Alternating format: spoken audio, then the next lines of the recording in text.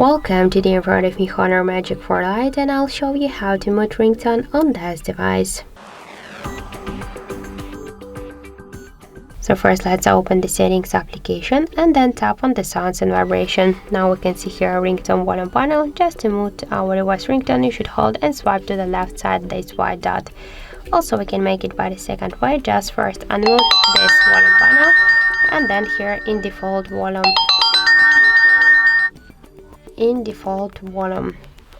button function, you should be sure that you have selected ringtone, and now just by press to the down volume button here on the right side of our phone, we can also mute the ringtone volume, and we can make it by the third way